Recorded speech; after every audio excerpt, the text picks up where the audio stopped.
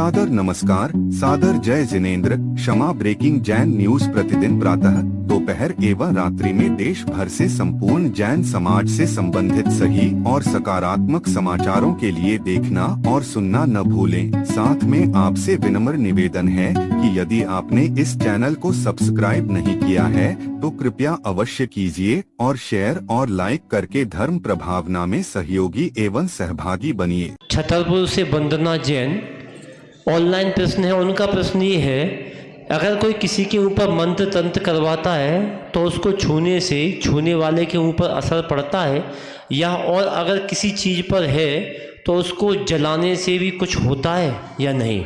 सुनिए, जो मंत्र तंत्र करते हैं उनसे अपन को दूर रहना चाहिए। ना तो टोना टोटका मंत्र तंत्र हम जैनियों को कराना चाहिए और ना उस चक्कर में पड़ना चाहिए। यदि आप उसके चक्कर में पड़ जाओगे तो भूत पिशाच की बाधा नहीं भी होगी तो हो जाएगी, लिख के रख लो।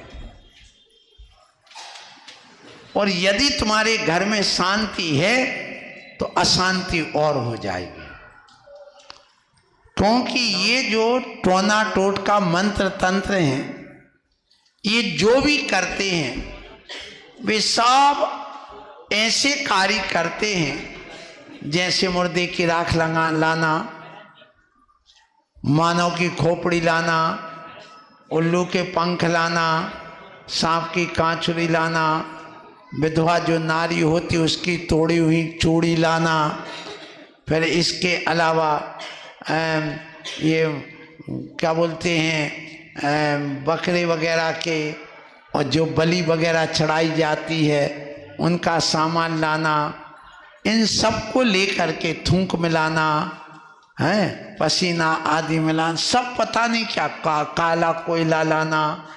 तो ये जो ला करके रखते हैं, ये सब जितने भी टोना टोटका कराने तुम जाते हो जहाँ के यहाँ, वहाँ ये सब होता है। और यदि तुम पढ़ते हो तो इसका मतलब है तुम्हें अपने कर्म पर श्रद्धा नहीं है, तुम्हें अपने धर्म पर श्रद्धा नहीं। और ऐसे व्यक्ति जैन आगम में मिथ्या दृष्टि कहे गए हैं। इसलिए जब तुम्हारे यहाँ इतना बड़ा मंत्र है, इतना बड़ा यंत्र है और तंत्र की क्रिया है, तो आपको तो कहीं जाने नहीं, छूने का सवाल ही नहीं। प्रश्न ये है कि मोन टोना टोटका वाले यदि कोई करते हैं और छू जाते तो उस पर प्रभाव, हाँ, उस पर नहीं पड़ेगा। जो व्यक्ति सुबह से उठ करके 9 बार नमोकार मंत्र पढ़े, अपने शरीर पर सुरक्षा कवच करे और मंदिर में आकर के ये सुबह से उठ करके मंत्र पढ़ना, ये मंत्र की क्रिया। फिर इसके बाद में ऐसे हाथ जोड़ करके सिद्ध यंत्र बनाना, ये यंत्र की क्रिया। ओम रीम नमो अरियंताणम नमो सिद्धाणम शरीर पे करना, ये तंत्र की क्रिया। तो सुबह से उठ करके अपने ऊपर इस मंत्र से, नमोकार मंत्र से अपने यंत्र मंत्र तंत्र की क्रिया करो।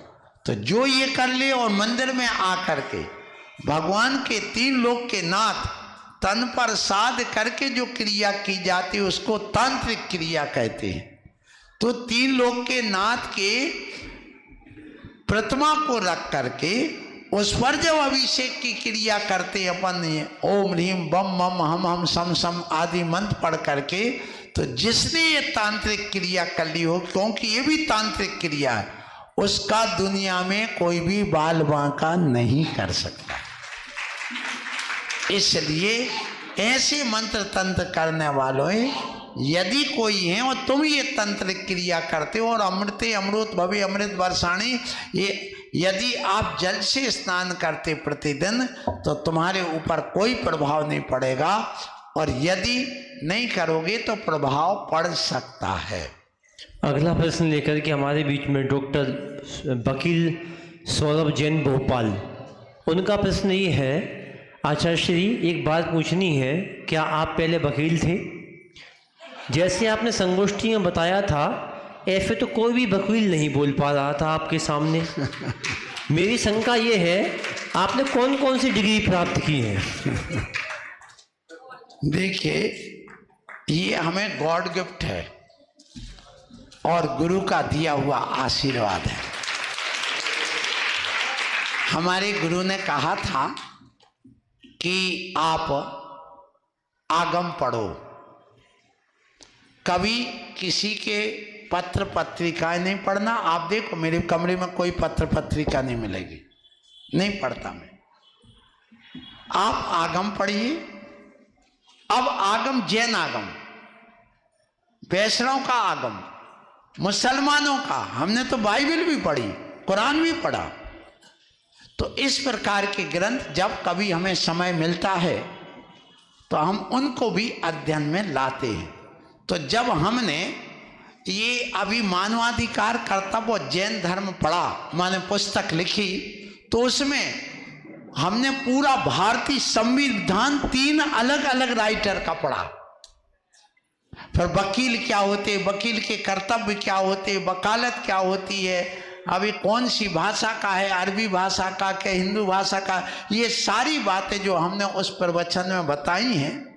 अब लोग सुनी हो या ना सुनी हो, लेकिन बहुत काम की चीज थी, सुनना चाहिए सबको।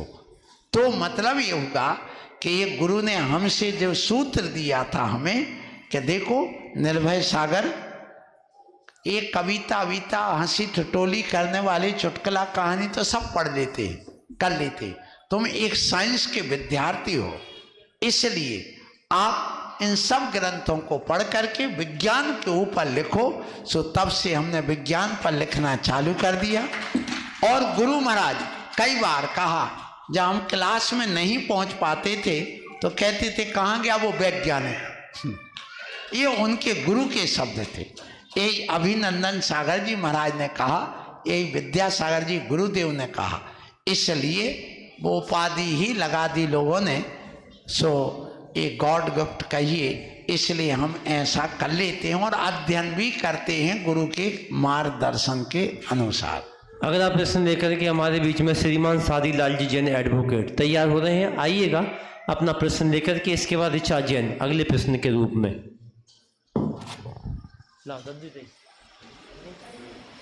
परम पूज्य वैज्ञानिक संत आचार्य निर्भय सागर जी महाराज जी को ससंग नमोस्तु नमोस्तु नमो।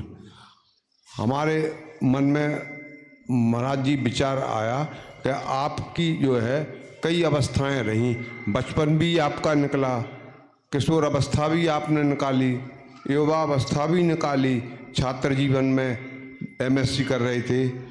तो आपके मन में उस किस अवस्था में ये विचार आ गया क्या हमको जो है साधु अवस्था में जाना है? उस समय तो अवस्था विवाह की थी, माँ बाप तो विवाह की तैयारी करते हैं, जो एमएससी में पढ़ता है का अच्छा संबंध होगा, तो उनके अरमान, उनकी इच्छाएं, उनकी ललक को आपने एक तरफ रखते हुए और आपने अपने आत्मकल्याण की यात्रा पूरी की। तो थोड़ा सा संस्मरण हमको सुनिए, 4 दिन का इंतजार और करिए। सागर के संत निर्भय सागर एक पुस्तक आ रही है। कौन सी? निर्भय सागर। उसमें बाल्य अवस्था से लेकर के पूरा उपाध्याय अवस्था तक का, दीक्षा तक का हमारा पूरा वर्णन उसमें है, जीवन परिचय। उसको आप पढ़ें और उसमें वैराग्य के 8 कारण बताए हैं, एक नहीं। और ये बात आती है बाल्य अवस्था में, हम जरूर वो संस्मरण सुना देते हैं। जब प्रश्न किया तो थोड़ा तो आपको सुनाना पड़ेगा। तो जब हम छोटे थे तो वैराग्य सागर और नेमी सागर जी टीकमगढ़ वाले महाराज थे दोनों। तो वो साहेबपुर गणेशगंज सागर जिले में है। वहीं एक छोटा सा गांव है धबोली, उस नगर में, उस गांव में इस काया का जन्म हुआ। तो वहां पर जब वो पहुंचे तो मैं उस समय कक्षा 3 में पढ़ता था और 8 साल का तो हो गया था, पर वो मुझसे आहार नहीं लेते थे क्योंकि छोटे से थे हम बहुत। दुबले पतले, अब तो थोड़े मोटे हो गए हैं। तो उस समय बिल्कुल दुबले पतले थे, तो वो नहीं लेते थे। तो उस समय जब वो महाराज चले गए, उनने आहार भी ले लिया बाद में हमसे, सो खेल खेलते थे। काय का खेल? केतली लाएं और वो झाड़ू लाएं, और बच्चे सब मोहल्ले के घरों से कोई मूंगफली, कोई कुछ रोटी पराठे बनाते लाएं और पत्तों पे रख लें। अब मुनि कौन बने? तो मुनि हम बन जाते और वे श्रावक बन के हमें पड़ जाते। तो एक गिलास देते और वे सब लूट के खा जाते कि महाराज सब खा जाएंगे। सो एक खेल हमें बताता है कि मुझे लगता है मेरे कुछ पूर्व जीवन का पुण्य संस्कार रहे हैं, तभी तो हम गिल्ली डंडा का खेल ना खेल करके मुनि बनने का खेल खेलते रहे, और वो हमारे संस्कार रहे। माँ दादी जो थी वो कभी 5 पैसा कभी 10 पैसा दे देती, बेटा आज वाचना कर दो, बेटा आज पानी भर लाओ, अभिषेक दिखा दो, हम तुम्हें पैसा दे रहे हैं, हम तुम्हें दूध की कुल्फी देंगे। सो वो ला करके दे देती। तो ऐसे संस्कार बनते गए, तो फिर वैराग की ओर कदम बढ़ गए। Kshama breaking Jain news YouTube channel पर विज्ञापन देकर धर्म प्रभावना में बने सहभागी। विज्ञापन देने हेतु संपर्क कीजिए मोबाइल नंबर 9026900740 एवं समाचार एवं वीडियो भेजने हेतु WhatsApp number 9335236222। Kshama breaking Jain news YouTube channel देखने के लिए आपको बहुत बहुत धन्यवाद। सादर प्रणाम, सादर जय जिनेंद्र।